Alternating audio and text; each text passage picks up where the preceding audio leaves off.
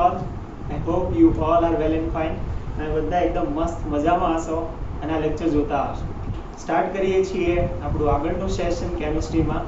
તો ગયા લેક્ચરમાં આપણે ઇલેક્ટ્રોનની રચનાની વાત કરી હોય. ઇલેક્ટ્રોન રચના પરથી આપણે શું તારવી શકીએ એની પણ વાત કરી હોય કે ઇલેક્ટ્રોન રચના પરથી આપણે આવર્ત, એનો વિભાગ, એના સમૂહ તારવી શકીએ છીએ, રાઈટ. અને તમે ઘણા બધા એક્ઝામ્પલ પણ સોલ્વ કરેલા હશે અને હવે તમને આવડે કે કોઈ પણ પરમાણુ ક્રમાંક આપી દે તો તમને એ તરત ધ્યાનમાં આવે કે આ કયા આવર્ત અને કયા સમૂહનું તત્વ છે, રાઈટ. એકવાર ઇલેક્ટ્રોન રચના લખશો એટલે તમે ધીમે ધીમે ધ્યાનમાં આવશે, રાઈટ. હવે આપણે આગળ આજે જોવાના છીએ કેટલાક આજે વાત કરીશું કે જે અપવાદ છે એ 2-4 અપવાદ વિશે વાત કરવાના છીએ અને બીજી આગળ વાત કરવાના છીએ એ છે અલગ અલગ જે વિભાગ છે એ વિભાગની લાક્ષણિકતાઓ કેવી છે એના વિશે વાત કરવાની છે.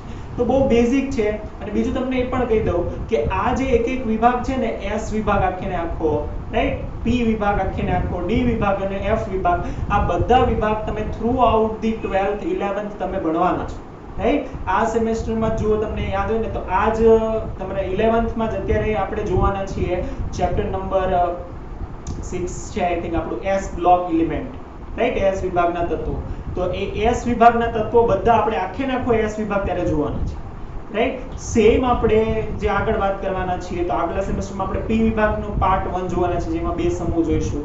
ટૂંકમાં આખે ને આખું આવર્ત કોષ્ટક એના બધા જ તત્વોને તમે વિગતવાર થ્રુ આઉટ ધી આખું સાયન્સ કમ્પ્લીટ કરશો ત્યાં લગીમાં ભણી લેશો, રાઈટ. એટલે આખું આવર્ત કોષ્ટક એ રીતે ભણવાના છીએ. પણ અત્યારે આપણે થોડીક બેઝિક બાબતો આપણે જોઈ લઈએ કે કઈ રીતની હોય છે, રાઈટ. ચલો તો સ્ટાર્ટ કરીએ છીએ. આજનો આપણો ટોપિક થશે મેઇનલી વિભાગ એસ, પી, ડી, એફ વિભાગના તત્વોની સામાન્ય લાક્ષણિકતા. સામાન્ય લાક્ષણિકતા. ચાલો તો સ્ટાર્ટ કરીએ છીએ. પહેલા આપણે વાત કરી દઈએ કોની, તો કે આમ જોવા જઈએ ને તો એસ વિભાગ શરૂ થાય ને તો ક્યાંથી શરૂ થવો જોઈએ, તો કે આપણે સિમ્પલ કીધું વિભાગ કોને કહીએ તો કે છેલ્લો ઇલેક્ટ્રોન જે પણ કક્ષકમાં જતો હોય એને કહેવાય એનો વિભાગ. જેમ કે આપણે કહીએ હાઇડ્રોજન છે એનો પરમાણુ ક્રમાંક 1, તો એની ઇલેક્ટ્રોન રચના શું થાય? એની ઇલેક્ટ્રોન રચના થાય 1s1, રાઈટ. હાઇડ્રોજન માટે એનો પરમાણુ ક્રમાંક છે 1, તો એની ઇલેક્ટ્રોન રચના થવી જોઈએ 1s1. તો એનો મતલબ તો છેલ્લો ઇલેક્ટ્રોન ક્યાં આવ્યો? એસ વિભાગમાં. તો એસ વિભાગનું તત્વ થવું જોઈએ, પણ નહીં. હાઇડ્રોજન એક એવું તત્વ છે કે જેનું સ્થાન હજી સુધી આવર્ત કોષ્ટકમાં ફિક્સ નથી, રાઈટ. એને ક્યાં મૂકવું જોઈએ તો વિચારો, તો કે એમાં એક જ ઇલેક્ટ્રોન છે તો પહેલા સમૂહમાં મૂકવું જોઈએ અને એસ વિભાગમાં મૂકવું જોઈએ, પરંતુ એ એક ઇલેક્ટ્રોન ગુમાવી પણ શકે છે, એક ઇલેક્ટ્રોન મેળવી પણ શકે છે. આથી એનું સ્થાન એ ધાતુ જેવું પણ વર્તણૂક દર્શાવે છે, અધાતુ જેવી પણ વર્તણૂક દર્શાવે છે. આથી એનું સ્થાન હજી સુધી ફિક્સ નથી આવર્ત કોષ્ટકમાં. આ પહેલો અપવાદ કે હાઇડ્રોજનનું સ્થાન ફિક્સ નથી, રાઈટ. એને અલગથી આવર્ત કોષ્ટકમાં ઉપર દર્શાવવામાં આવે છે, ના તો પહેલા સમૂહમાં ના છેલ્લા સમૂહ. કે પહેલું થયું હાઇડ્રોજન, રાઈટ. તો એ અપવાદ કરીને તમે યાદ રાખશો હાઇડ્રોજન. હવે હાઇડ્રોજન ઇલેક્ટ્રોન રચના તો થશે 1s1, પરંતુ એને અલગથી દર્શાવવામાં આવે છે આવર્ત કોષ્ટકમાં, અલગથી દર્શાવાય છે, ભેગું મૂકવામાં આવતું નથી. પહેલા સમૂહમાં પહેલા એસ વિભાગમાં દર્શાવવામાં આવતું નથી, રાઈટ. અલગથી દર્શાવાય છે એસ વિભાગમાં નહીં. કે એસ વિભાગમાં લાગે છે એસ વિભાગનું તત્વ, પણ એસ વિભાગનું છે નહીં. ચાલો સેમ બીજું તત્વ હિલિયમ. હાઇડ્રોજન પછીનું તત્વ હિલિયમ. હિલિયમ કેટલો હોય પરમાણુ ક્રમાંક 2, ઇલેક્ટ્રોન રચના કેટલી હોય 1s2. તો ઇલેક્ટ્રોન રચના જો 1s2 હોય તો છેલ્લો ઇલેક્ટ્રોન આવ્યો s માં, તો એનો મતલબ એ થવું જોઈએ s વિભાગનું તત્વ, પરંતુ નથી, રાઈટ. હિલિયમ બીજો અપવાદ કહીએ છીએ હિલિયમ. ઇલેક્ટ્રોન રચના 1s2. તો થવું કયું જોવું જોઈએ? બીજા સમૂહનું પહેલા આવર્તનું ને s વિભાગનું તત્વ. બીજો સમૂહ પહેલો આવર્ત s વિભાગનું તત્વ, રાઈટ. ત્યાં મૂકવું જોઈએ, પણ આને પણ આપણે s વિભાગમાં નથી મૂકતા. કેમ? યાદ કરો, જેની પણ બાહ્યતમ કક્ષા સંપૂર્ણ ભરાયેલી હોય એને આપણે કહીએ છીએ ઉમદા વાયુઓ, રાઈટ ઉમદા વાયુઓ જેને 18મા સમૂહમાં અલગથી મૂકવામાં આવ્યા છે આખે આખા ઉમદા વાયુઓને helium argon neon krypton xenon radon આ બધા એ ઉમદા વાયુઓ છે એટલા માટે ઉમદા વાયુઓ કે કોઈ સાથે ઝડપથી પ્રક્રિયા ના કરે સરળતાથી ઇલેક્ટ્રોન આપે પણ નહીં અને લે પણ નહીં એને કહેવાય ઉમદા વાયુઓ રાઈટ અથવા તો તટસ્થ વાયુઓ એ વાયુઓ જે તટસ્થ ઇલેક્ટ્રોન રચના ધરાવે છે તો હિલિયમ પણ એવાનું તત્વ છે અને એના ગુણધર્મો ઉમદા વાયુ જેવા છે આથી એને S માં મૂકી શકાય નહીં કેમ કે S ના તો બધા સક્રિય ધાતુ તત્વો છે રાઈટ પાણીમાં નાખો તો એ ધડાકા સાથે પ્રક્રિયા કરે જેમ કે સોડિયમ પાણીમાં નાખો ધડાકો થાય રાઈટ એનો મતલબ કે આ તો બધા સક્રિય તત્વો S વિભાગના છે એમાં એને મૂકી શકાય નહીં આથી એની ઇલેક્ટ્રોન રચના સંપૂર્ણ હોવાથી જો પહેલી કક્ષા તો પૂરી થઈ ગઈ પહેલી કક્ષામાં મેક્સિમમ કેટલા ઇલેક્ટ્રોન આવે 2 તો 2 ઇલેક્ટ્રોન તો છે એની પાસે તો એનો મતલબ કે આની 2 ઇલેક્ટ્રોન હોવાના કારણે સંપૂર્ણ હોવાના કારણે આને ઉમદા વાયુમાં મૂકવામાં આવે છે S વિભાગમાં નહીં આ છે ચલો તો આપણે શું લખીશું કે ઇલેક્ટ્રોન રચના સંપૂર્ણ રાઈટ ઇલેક્ટ્રોન આપણે પ્રથમ કક્ષાની કેમ કે પહેલી જ કક્ષા ભરાયેલી છે પ્રથમ કક્ષાની સંપૂર્ણ ભરાયેલી હોવાથી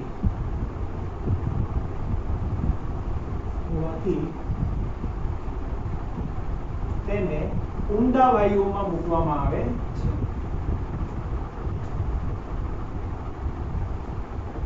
સમૂહમાં દર્શાવાય છે S વિભાગમાં દર્શાવાતું નથી તો આ પહેલા બે અપવાદ છે કે જે લાગે છે S વિભાગના તત્વો લાગે છે પહેલા અને બીજા સમૂહના તત્વો પરંતુ ત્યાં એને મૂકવામાં આવતા નથી રાઈટ તો જો S વિભાગને લોસ ગયો S વિભાગના પહેલા બે તત્વો એને આપણે અલગ મૂકવા પડે છે એને એમાં મૂકી શકાતા નથી રાઈટ એ ફેમિલીમાં બેસી શકતા નથી એને આપણે અલગથી દર્શાવ્યા છે ચાલો હવે આગળ જે S વિભાગમાં આવશે એની હવે આપણે વાત કરવાના છે તો હવે કયું તત્વ આવે તો કે પહેલું જ તત્વ S વિભાગનું પહેલું તત્વ રાઈટ અને એ કયું તો કે હવે 1s2 S તો આમાં ભરાઈ ગયું તો હવે ત્રીજો રાઈટ પરમાણુ ક્રમાંક 3 1s2 2s2 1s2 2s2 એટલે બીજો 2s1 એટલે કે 1s2 2s1 એટલે કે લિથિયમ રાઈટ પરમાણુ ક્રમાંક 3 ધરાવતો S વિભાગનો પહેલો સદસ્ય અને A એટલે લિથિયમ કે ચાલો તો S વિભાગ ક્યાં આવે તો કે હવે બધાને ખબર છે કે S વિભાગ ક્યાં આવવો જોઈએ તો કે આ કહીએ છીએ આપણે આવર્ત કોષ્ટક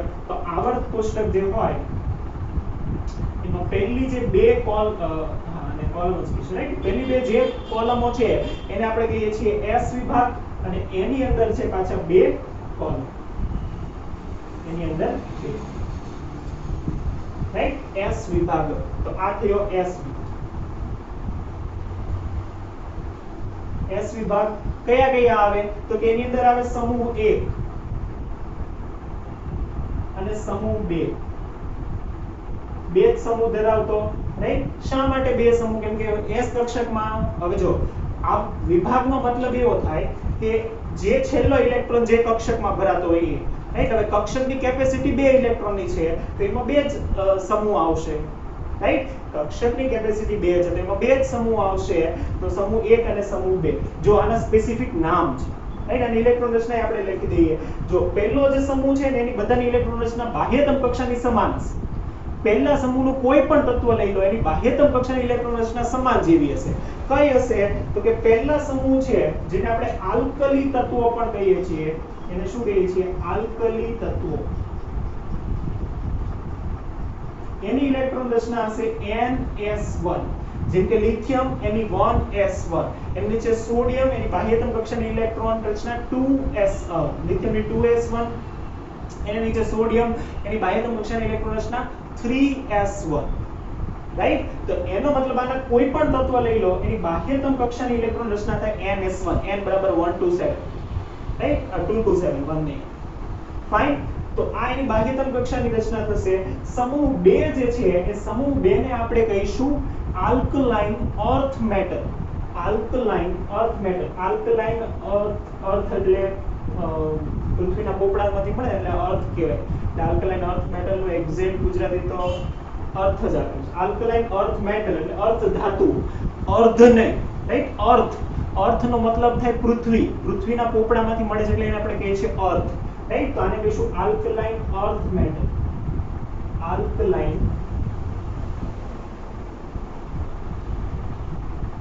અર્થ ધાતુ જો ખાસ અર્થ ધાતુ છે, અર્થ એટલે પૃથ્વી, રાઈટ? એટલે એ ધાતુઓ છે, ધાતુ તત્વો છે, રાઈટ? અને આલ્કલી ધાતુઓ કહેવાય. અને આનો જે ઇલેક્ટ્રોન રચના થશે, ઇલેક્ટ્રોન રચના થશે NS2, રાઈટ? આખા સમૂહના કોઈ પણ તત્વ લઈ લો, એની ઇલેક્ટ્રોન રચના કાઢશો તો એ NS2 જ આવશે, રાઈટ? તો આ S વિભાગ થયો, એમાં બે સમૂહ છે અને બંને સમૂહના સ્પેસિફિક નામ છે, આ યાદ રાખીશું, રાઈટ? ચલો, તો આમ તો અત્યારે ના યાદ રાખો તો આખું ચેપ્ટર આના ઉપર ભણવાના જ છો, રાઈટ? તો યાદ રાખો તો સારું છે. ચલો, પહેલું તત્વ પણ જોઈ લઈએ ક્યાંથી શરૂઆત થાય છે. તો કે અહીંયા જે પહેલું તત્વ છે એ છે લિથિયમ, અને અહીંયા છે એ છે બેરિલિયમ, Be, રાઈટ? પરમાણુ ક્રમાંક આનો 3, આનો પરમાણુ ક્રમાંક 4. તો ત્યાંથી શરૂ થાય છે. આલ્કલાઇન અર્ધ ધાતુઓ છે અને બધી જ સક્રિય ધાતુઓ છે. હવે આપણે એની થોડીક લાક્ષણિકતાઓ લખવાની છે કે આલ્કલાઇન આ જે આખે આખો S વિભાગ છે એની લાક્ષણિકતા. તો હવે આપણું પહેલું સ્ટાર્ટ થાય છે S વિભાગ. S વિભાગ. ચાલો, હવે આપણે લાક્ષણિકતા લખીએ છીએ, રાઈટ? તો બે કોમન વાતો થોડીક આપણે જોઈ લીધી. હવે આપણે કહીએ છીએ લાક્ષણિકતા. આમાં પહેલી જ લાક્ષણિકતા આપણે લખવાના છીએ S વિભાગમાં, અને એ છે કે બધી જ સક્રિય ધાતુઓ છે, રાઈટ? આમાં જેટલા પણ છે ને બધી સક્રિય ધાતુઓ છે, ઝડપથી રિએક્શન કરે એવી. એટલે આપણે પહેલું જ કહીશું કે બધી સમૂહ 1 અને સમૂહ 2, રાઈટ? હવે વિભાગની વાત કરીએ છીએ, આખા વિભાગની. તો આ બધા જ ધાતુ છે. પહેલી વાત તો આ બધા ધાતુ જ છે, રાઈટ? અને બીજું કે સક્રિય ધાતુ છે. એટલે S વિભાગ બધા જ ધાતુ, સક્રિય ધાતુ તત્વો ધરાવે છે. સક્રિય ધાતુ તત્વો ધરાવે, બધા જ સક્રિય ધાતુઓ છે, રાઈટ? અને બીજું એટલા બધા સક્રિય છે ને કે પૃથ્વીના પોપડામાંથી આ એક પણ શુદ્ધ સ્વરૂપમાં ના મળે, રાઈટ? હવે પૃથ્વીમાં તો પાણી પણ છે, ક્ષાર પણ છે, તો શું કરે તો કે આ એના ક્ષારના સ્વરૂપમાં જ મળે, રાઈટ? એટલે એનો મતલબ એ કોઈ સંયોજનના સ્વરૂપમાં મળે, શુદ્ધ સ્વરૂપમાં મળે નહીં. કેમ? કેમ કે સક્રિય છે, અતિશય સક્રિય છે. એટલે કોઈને કોઈની સાથે પ્રક્રિયા કરી લે એટલે શું થશે તો કે પૃથ્વીના પોપડામાંથી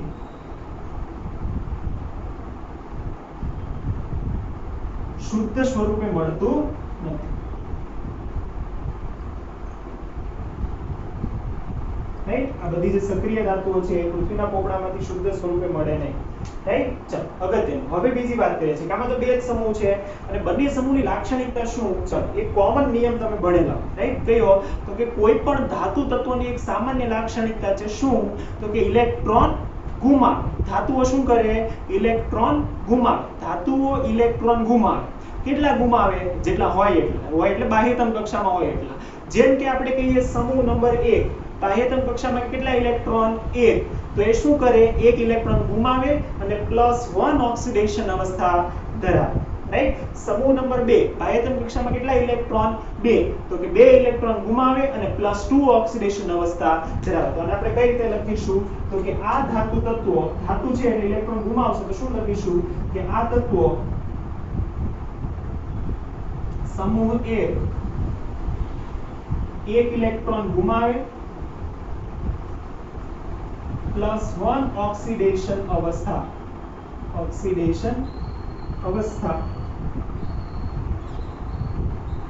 અને સમૂહ 2 ઇલેક્ટ્રોન ગુમાવી +2 ઓક્સિડેશન અવસ્થા દર્શાવે.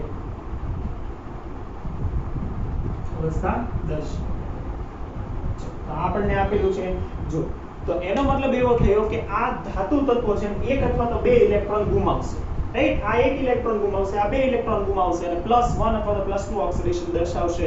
એવા આ બધા ધાતુ તત્વો છે. અને અગત્યનું આપેલું છે કે ધાતુ તત્વો હોય ને એ આયનીય સંયોજન બનાવે. મોટા ભાગના ધાતુ તત્વો આયનીય સંયોજન બનાવે, અધાતુ તત્વો સહસંયોજક સંયોજન બનાવે, રાઈટ? તો મોટા ભાગના ધાતુ છે તો મોટા ભાગના આયનીય સંયોજન બનાવે, સિવાય બે, લિથિયમ અને બેરિલિયમ, રાઈટ? લિથિયમ અને બેરિલિયમ સિવાય બાકી બધા જ તે આયનીય સંયોજનો બનાવે. લિથિયમ અને બેરિલિયમ છે એ સહસંયોજક બનાવશે.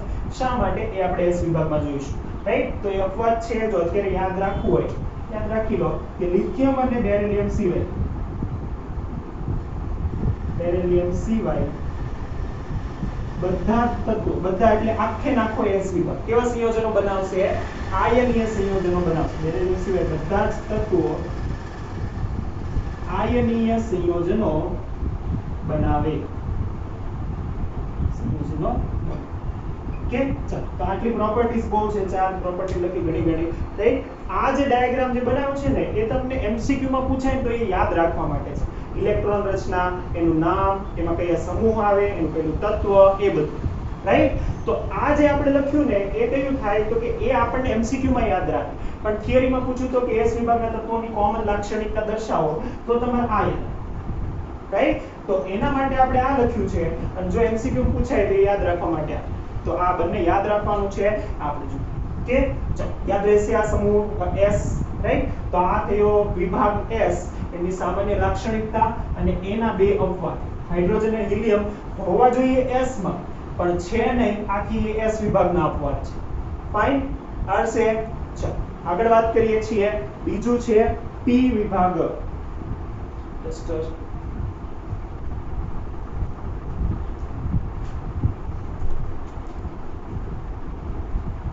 P વિભાગ કે તો આની અંદર જોઈએ છીએ, હવે P વિભાગની વાત કરવાના છીએ। P સેમ એમાં પણ એના વિશે પણ વાત કરીશું। હવે જો સૌથી કોમ્પ્લેક્સ હોય ને કોઈ તો એ છે P વિભાગ। કેમ? કેમ કે એમાં ધાતુ તત્વો પણ છે, અધાતુ તત્વો પણ છે, અર્ધ ધાતુ તત્વો પણ છે અને તટસ્થ પણ છે રાઈટ। તટસ્થ અને અર્ધ ધાતુમાં ફરક છે રાઈટ। તટસ્થ એટલા માટે કે એમાં ઊંડા વાયુ સમૂહ છે, તો સૌથી કોમ્પ્લેક્સ સમૂહ હોય ને તો એટલે P વિભાગ। ચાલો તો P વિભાગની સામાન્ય લાક્ષણિકતાઓ લખીએ છીએ। P વિભાગ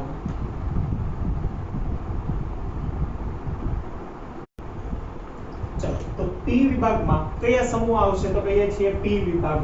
તો P વિભાગમાં અહીંયા આપણે લખીએ તો S, વચ્ચે છે D અને છેલ્લે જે છે એ છે P રાઈટ। તો આ દર્શાવીએ છીએ આપણે P block right, P block. ચાલો P વિભાગ, એ P વિભાગમાં કેટલા સમૂહ આવે તો કે P વિભાગમાં રાઈટ પહેલા બે સમૂહો S વિભાગમાં, વચ્ચેના 10 સમૂહો D વિભાગમાં, પછી ક્યાંથી શરૂ થાય તો કે વચ્ચેના 10 આગળના 2 12 સમૂહ તો થઈ ગયા, તો 13મા સમૂહથી શરૂઆત થાય તો કે સમૂહ નંબર 13, સમૂહ 13 થી લઈને 18 સુધી, અને મોસ્ટ ઇમ્પોર્ટન્ટ 18મો સમૂહ રાઈટ, 18મો રાઈટ ઊંડા વાયુઓનો સમૂહ, સમૂહ 13 થી 18 સુધી કે જે બધા જ શેમાં આવે P વિભાગની અંદર આવે કે ચાલો હવે આ પ્રત્યેક સમૂહ છે ને એના પોતાના સ્પેસિફિક નામ છે રાઈટ। બધા આપણે થોડા ઘણા જોવાના છે। 15મો સમૂહ એને કહીએ નિક્ટોઝન, 16મો સમૂહ એને કહીશું ચાલ્કોઝન રાઈટ, 17મો સમૂહ એને કહીશું હેલોજન રાઈટ, અને 18મો સમૂહ જે છે એ ઇનર્ટ ગેસીસ છે, એટલે ઊંડા વાયુઓનો સમૂહ છે, તેના પોતાના નામ છે, પણ આપણે એકાદ બે તેર આપેલા છે એ ખાલી યાદ રાખીશું, બાકી બધા તો આપણે જ્યારે S વિભાગ P વિભાગ જોઈશું ત્યારે આપણે જોવાના છીએ। બીજું અગત્યનું આપેલું છે કે S વિભાગ અને P વિભાગ આ બંને વિભાગને પ્રતિનિધિ વિભાગ કહેવાય, પ્રતિનિધિ તત્વો કહેવાય આ બધાને। કેમ? કેમ કે મોટા ભાગના જે આપણી આસપાસ લાઈફમાં દેખાય ને એ આ બે માંથી આવે રાઈટ, S અને P માંથી, એટલે આ બંનેને પ્રતિનિધિ તત્વો કહેવાય છે, S અને P વિભાગ। વિભાગ S અને P ના તત્વોને પ્રતિનિધિ તત્વ કહેવાય છે, તત્વ કહેવાય છે, તત્વોને પ્રતિનિધિ તત્વો કહેવાય છે। તો આ પણ યાદ રાખીશું રાઈટ, રિપ્રેઝેન્ટેટિવ એલિમેન્ટ્સ, પ્રતિનિધિ તત્વો કોને કહેવાય છે રાઈટ। સમૂહ S અને સમૂહ P ના તત્વોને સામાન્ય રીતે પ્રતિનિધિ તત્વો તરીકે ઓળખવામાં આવે છે। સમૂહ વિભાગ P વિભાગમાં સમૂહ નંબર 13 થી 18 નો સમાવેશ થાય છે રાઈટ। બીજું એના અલગ અલગ સ્પેસિફિક નામ છે, પણ અત્યારે લખાવતો નથી, આપણે જ્યારે જોઈશું ત્યારે આગળ જોઈશું રાઈટ। તો કયા કયા તો કે 13, 14, 15, 16 ને 17 રાઈટ। 13 અને 14 ના કોઈ સ્પેસિફિક નામ નથી, પરંતુ 15 ને આપણે નિક્ટોઝન કહીએ છીએ, નિક્ટોઝન, 16 ને ચાલ્કોઝન અને 17 ને હેલોજન સમૂહ કહીએ છીએ રાઈટ। ચાલો ઇલેક્ટ્રોન રચના કહીએ છીએ, ઇલેક્ટ્રોન રચના આ ફરીથી એવું દર્શાવતો નથી, ઇલેક્ટ્રોન રચના આપણે ઉપર લખી દીધી।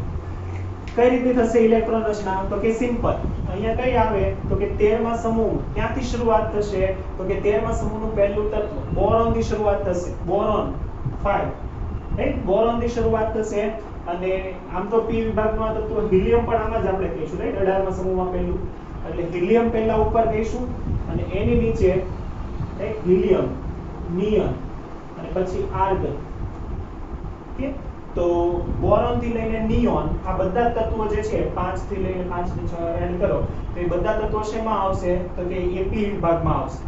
બીજું અગત્યનું આપણે તો જોઈએ છે ઇલેક્ટ્રોન રચના અને એ પણ બાહ્યતમ કક્ષાની ઇલેક્ટ્રોન રચના. તો શું થાય તો કે બાહ્યતમ કક્ષાની ઇલેક્ટ્રોન રચના લાઈનમાં લખતા જાઓ, હમણાં ખબર પડશે. હિલિયમ સુધી આવી ગયું હોય 2s2. હવે આગળ આપણે કહીએ છીએ અહીંયા શું આવે તો કે 2s2 કમ્પ્લીટ, 3s1 અને 3s2. બેરિલિયમમાં 3s2 કમ્પ્લીટ થઈ જાય.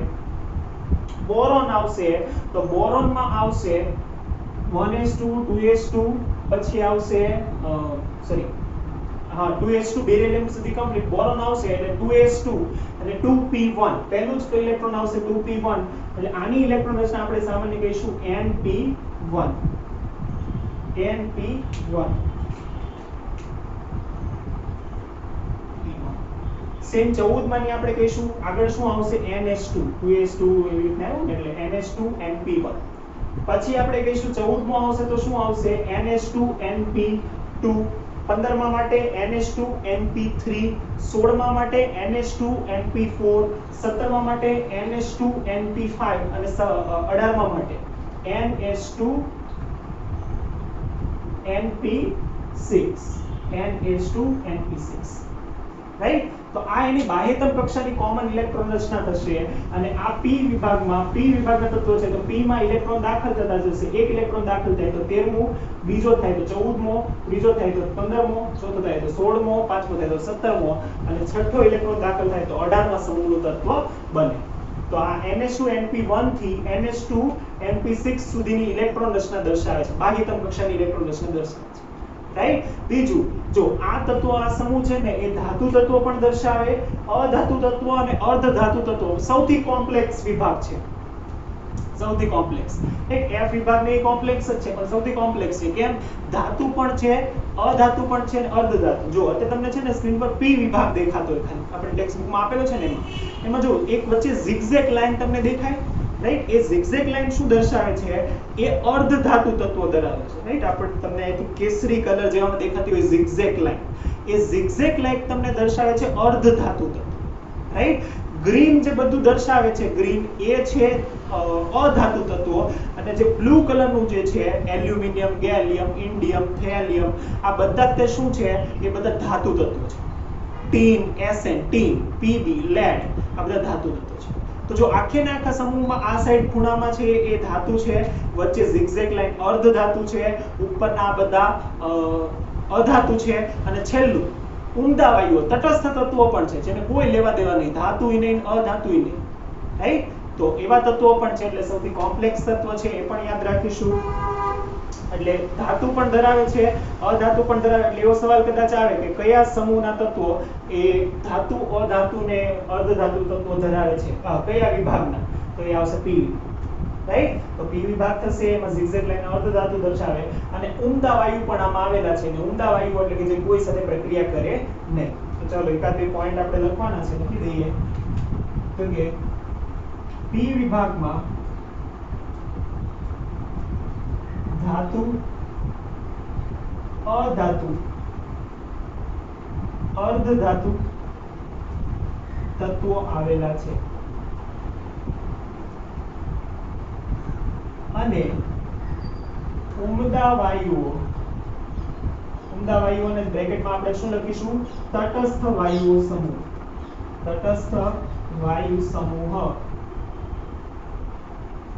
પણ P વિભાગમાં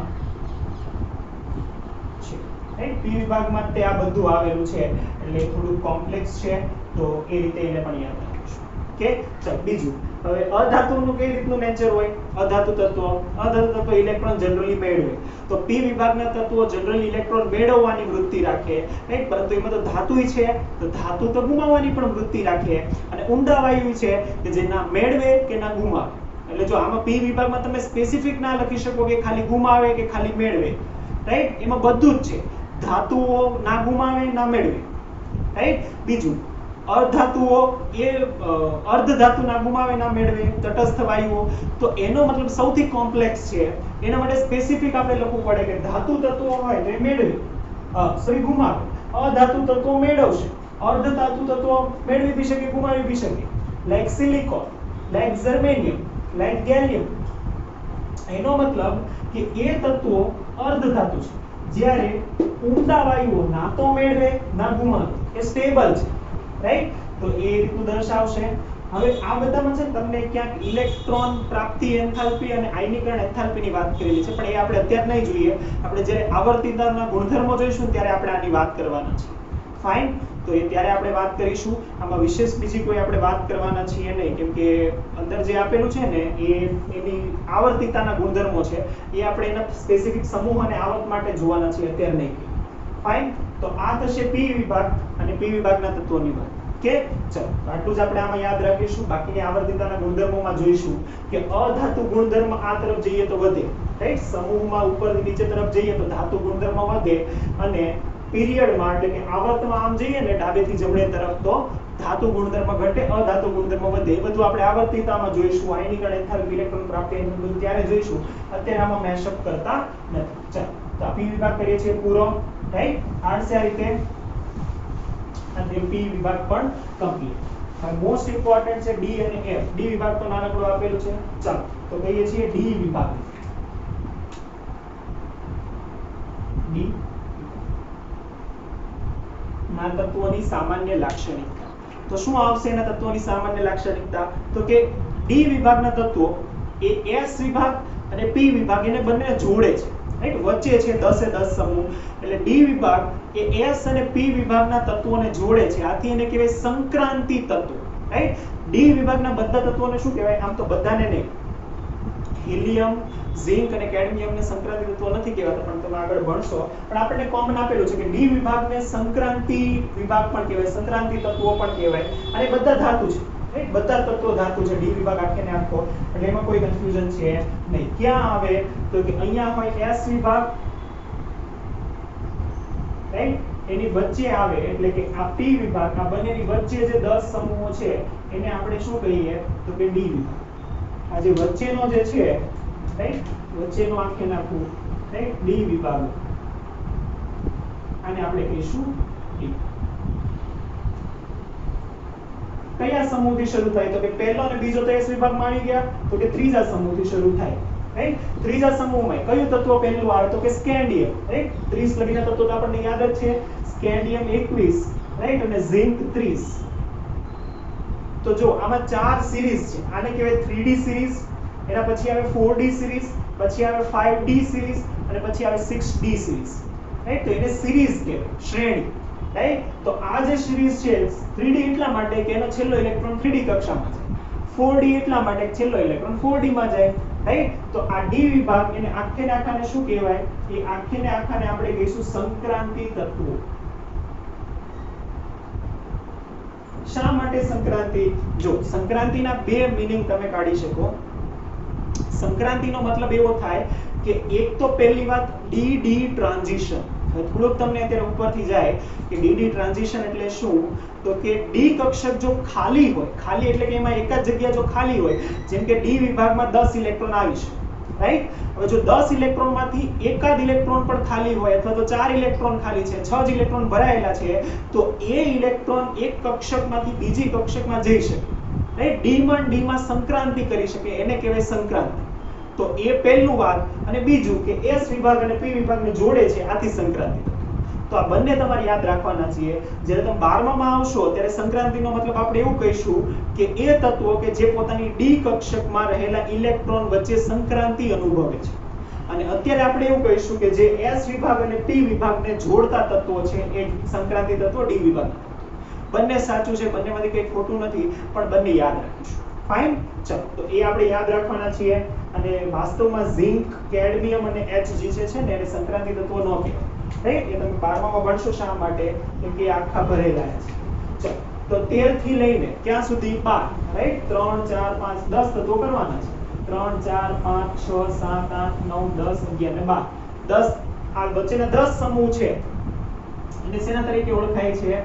સમૂહ નંબર 3 થી 12 ને સંક્રાંતિ તત્વો અથવા તો ડી વિભાગના તત્વો તરીકે ઓળખાય છે. ચલો ઇલેક્ટ્રોન રચના કહીએ છીએ સિમ્પલ. શું હશે તો કે જુઓ ડી કક્ષક છે ને એ અંદરની કક્ષક છે, રાઈટ ડી કક્ષક એ અંદરની કક્ષક છે એટલે s પણ સંપૂર્ણ ભરાયેલી હોય અને 6 પણ સંપૂર્ણ ભરાયેલી હોય અને પછી d માં ઇલેક્ટ્રોન એડ થાય ખૂબ જ અગત્યનું છે s અને p ભરાયેલી હોય અને પછી d માં ઇલેક્ટ્રોન જાય રાઈટ તો એ રીતનું જે છે એ બધી જ આ કક્ષકો છે એટલે કઈ રીતની ઇલેક્ટ્રોન રચના ધરાવે તો કે એની ઇલેક્ટ્રોન રચના આપણને આવી રીતની મળે ns2 right n-1 d 1 to 10 ns2 n-1 d 1 to 10 right D વિભાગમાં 1 થી 10 તત્વો ઉમેરાય ns2 આગળ ભરાયેલા હોય આ રીતનું હોય તો આને આપણે શું કહીએ છીએ ડી વિભાગના તત્વોની બાહ્યતમ કક્ષાની ઇલેક્ટ્રોન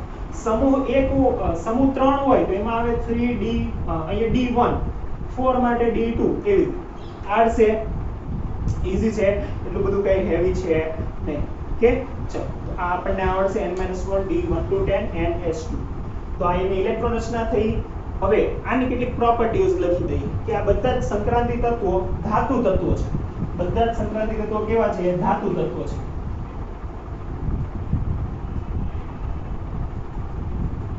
તત્વો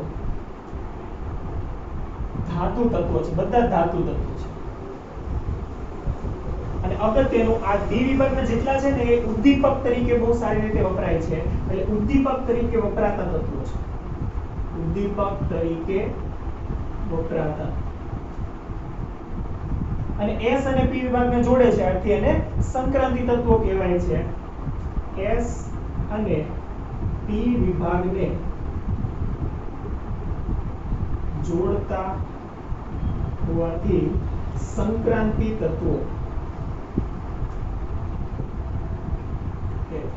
રાઈટ તો આ બે ચાર મુદ્દાઓ છે બે ચાર મુદ્દા યાદ રાખીશું ડી વિભાગ માટે રાઈટ એની ઇલેક્ટ્રોન રચના ખાસ આપણે યાદ રાખીશું ns2 n-1 d1 to 10 right કઈ રીતે કાઢી શકાય સિમ્પલ જે બધા જે કોમન છે એના માટે કાઢી છે આ 1 to 10 નો મતલબ એવો નહીં કે એક સાથે 1 to 10 હોઈ શકે રાઈટ સમૂહ 3 માટે અહીંયા 1 હોય સમૂહ 4 માટે અહીંયા 2 હોય રાઈટ એ રીતેનો મતલબ કાઢવાનો છે સમૂહ 12 માટે અહીંયા 10 હોય તો એ રીતેનો મતલબ કાઢીશું તો આ થશે આપણા માટે ડી વિભાગના તત્વો રાઈટ ચલો તો ડી વિભાગના તત્વો છે એ કઈ રીતના થશે તો કે સંક્રાંતિ તત્વો અને ઉદ્દીપક તરીકે વપરાતા રીતના તત્વો બે ચાર મુદ્દા લખવાના છે વધારે લખવાના નથી રાઈટ બાકીની વાત આપણે પછી એમાં જોઈશું આગળ લાસ્ટ અને મોસ્ટ ઇમ્પોર્ટન્ટ અને છેલ્લા બે અપવાદ આપણે જે જોવાના છે એ છે એફ વિભાગના રાઈટ ચલો એફ વિભાગના તત્વો કાઢતા પહેલા હું તમને એક ક્વેશ્ચન આપું છું અને એ ક્વેશ્ચન છે કે પરમાણુ ક્રમાંક 57 ધરાવતા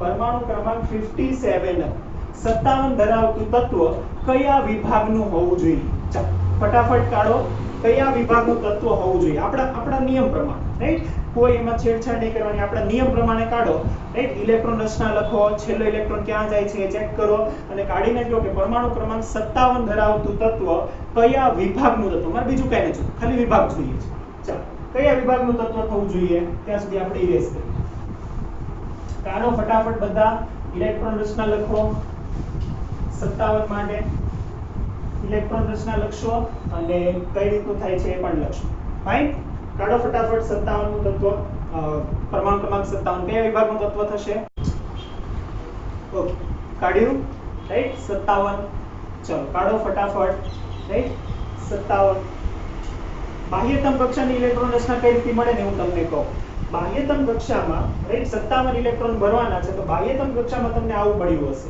શું તો કે 6s2 અને 6s2 આવે તો પછી આવે 4f1 અને 4f1 એ 57 ઇલેક્ટ્રોન તમારા પૂરા થયા હોવા જોઈએ આવું આવી બધાને રાઈટ 6s2 4f1 આવે છે બાહ્યતમ કક્ષાની ઇલેક્ટ્રોન રચના એટલે તમને શું થાય સર 57 નંબરનું જે તત્વ છે ને એ f વિભાગનું તત્વ છે આવું થાય બધાને રાઈટ પરંતુ આ અપવાદ જો અપવાદ અત્યારે એક્સપ્લેન આપણે ના કરી શકીએ એને અપવાદ કહીશું પણ તેનું કંઈક કારણ તો હોય જેવું શા માટે રાઈટ તો અપવાદ છે કે 57 નંબરનું જે તત્વ છે અને સેમ આપણે નીચે પણ કહીશું 88 નંબરનું તત્વ એ બંને તત્વો એવા છે કે જે લાગે છે f વિભાગમાં આવવા જોઈએ પણ એની ઇલેક્ટ્રોન રચના કંઈક અલગ છે અહીંયા જે ભરાતો ઇલેક્ટ્રોન છે ને એ f માં નથી ભરાતો પરંતુ d માં ભરાય છે આથી એ d વિભાગનું તત્વ છે f વિભાગનું નહીં રાઈટ? એટલે 58 માં તત્વથી F વિભાગમાં ભરાવાની શરૂઆત થાય અને ત્યાં F વિભાગની પહેલી શ્રેણી શરૂ થાય છે.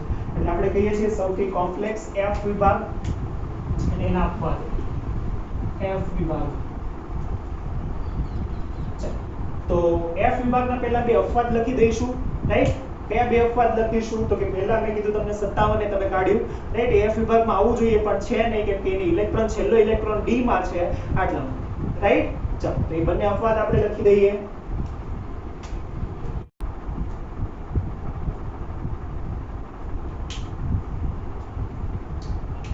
ચાલો તો અપવાદમાં પહેલું અપવાદ આપણે કહીશું કે 57 નું અને એના નીચેનું એટલે કયું આવશે?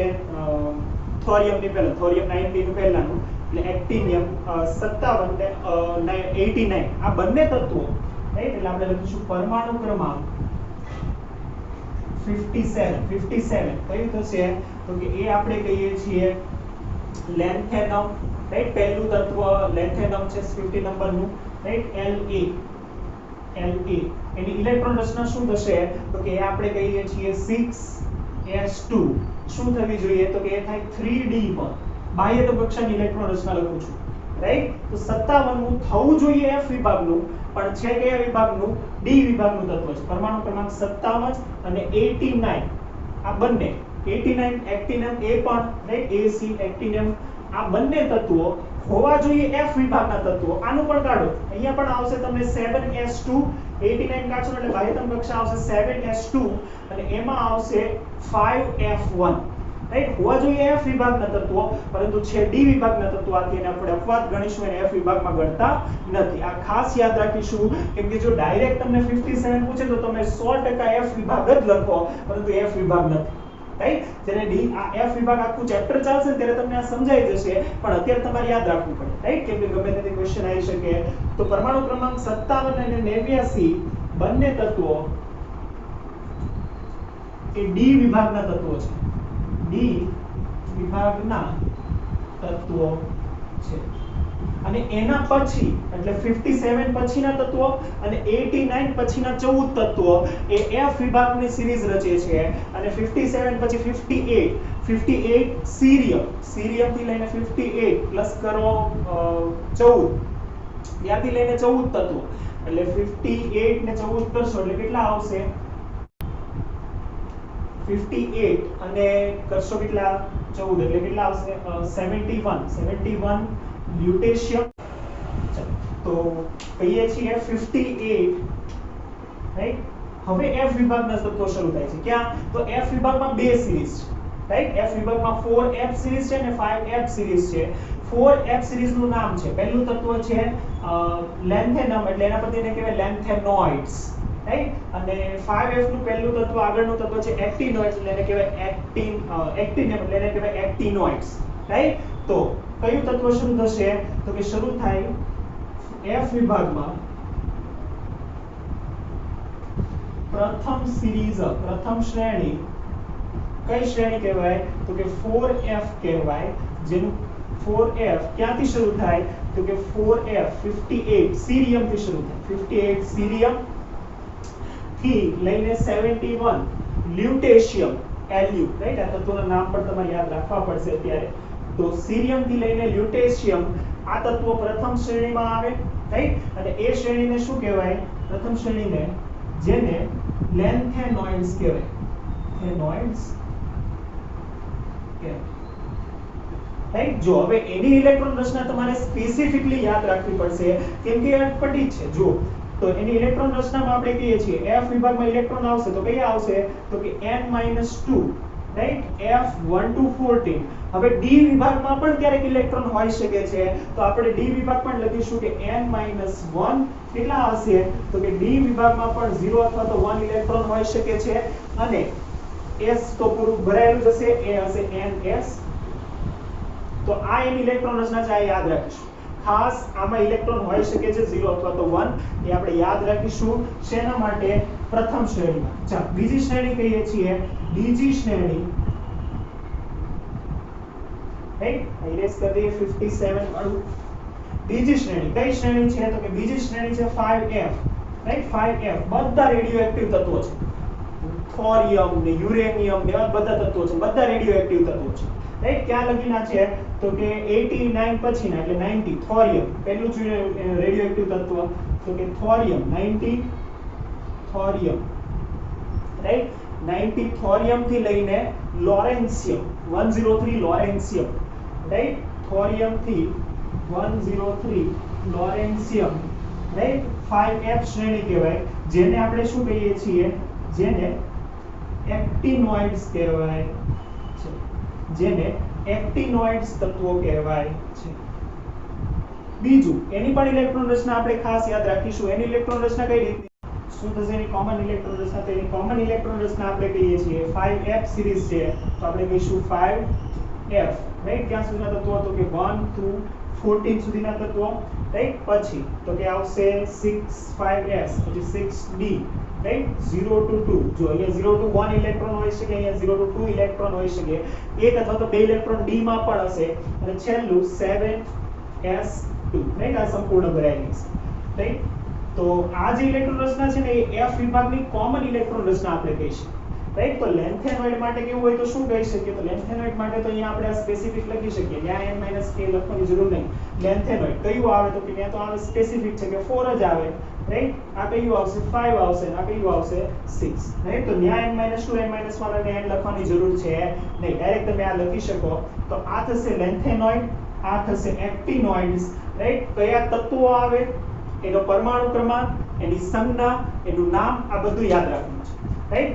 પ્રથમ શ્રેણી હવે ક્યાં દર્શાવવામાં આવે એ તો તમને ખબર જ છે કે આવર્ત કોષ્ટકની નીચે અલગથી. હવે જુઓ, હવે આ તત્વો એક્ઝેક્ટલી છે ક્યાં ખબર, રાઈટ. આખું આવર્ત કોષ્ટક જે છે ને એને આપણે દર્શાવીએ. આ તત્વો ક્યાં છે તો કે એક જ જગ્યાએ બધા તત્વો છે. આખું આવર્ત કોષ્ટક આ રીતે, આખું જે આવર્ત કોષ્ટક છે આ રીતે, રાઈટ. આ S વિભાગ, આ D વિભાગ અને આ P વિભાગ, કે એમાં અહીંયા હોય લેન્થેનમ અને અહીંયા હોય એક્ટિનિયમ. આ બંને તત્વો અહીંયા છે. હવે આની જ પોઝિશન પર અહીંયા જ તે આ જ પોઝિશન પર F વિભાગ આવેલો છે, આખે ને આખો F વિભાગ. એનો મતલબ આખે ને આખા F વિભાગના ગુણધર્મો કોના જેવા છે તો કે અહીંયા જે આ લેન્થેનમ છે ને પહેલું તત્વ એના જેવા. સેમ એક્ટિનોઇડ્સ આખી સિરીઝ છે એના ગુણધર્મો કોના જેવા છે, આના જેવા, રાઈટ. અને બીજું કે આવર્ત પ્રમાણે ગોઠવીએ, પરમાણુ ક્રમાંક વધે તો એ નવા આવર્તમાં જોવો જોઈએ, તો એના માટે કોઈ આવર્ત સ્પેસિફિક આપણે દર્શાવતા નથી, રાઈટ. શું કરવાનું તો કે એના માટે આવર્ત દર્શાવતા નથી, તો કઈ રીતે દર્શાવવાનો એનો આવર્ત, તો એનો સમૂહ દર્શાવતા નથી. કઈ રીતે દર્શાવવાનો, એને F વિભાગમાં અલગથી દર્શાવવાનો, રાઈટ. ફરીથી કહું, F વિભાગમાં આવતા તત્વોને એના સમૂહથી દર્શાવવામાં આવતો નથી, એને F વિભાગમાં અલગથી દર્શાવવામાં આવે. જેમ કે એમ કહીએ કે F વિભાગમાં પહેલું તત્વ છે તો એને કઈ રીતે દર્શાવવાનું, તો સમૂહ શું કહે છે આપણને, સમૂહ એવું કહે છે કે બાહ્યતમ કક્ષામાં રહેલા કુલ ઇલેક્ટ્રોન. તો બાહ્યતમ કક્ષામાં કુલ ઇલેક્ટ્રોન તો 32 સુધી આવી શકે, રાઈટ. અહીંયા તો એ 32 સુધી ઇલેક્ટ્રોન હોય તો એને આપણે આ રીતે અહીંયા નહીં દર્શાવીએ. ક્યાં દર્શાવીશું તો કે એને F વિભાગમાં અલગથી દર્શાવવું, રાઈટ. જે F કક્ષકનો ક્રમ હોય એટલામાં આમાં દર્શાવવાનો અલગથી. ક્યાં દર્શાવવાના તો એને એક્ઝેક્ટ આની નીચે દર્શાવવાના, અહીંયાથી લઈને 14 સુધી, રાઈટ. આ પહેલી જે છે એ અહીંયાથી શરૂ થાય થોરિયમ, સીરિયમ અને પૂરી થાય ક્યાં, લ્યુટેશિયમ. બીજી જે સિરીઝ છે શરૂ થાય થોરિયમ, પૂરી થાય ક્યાં, લોરેન્સિયમ. સીરિયમ 58, લ્યુટેશિયમ 71, થોરિયમ 90, લોરેન્સિયમ 103. અહીંયા તો કે લેન્થેનમ 57, એની નીચે એક્ટિનિયમ 89, રાઈટ.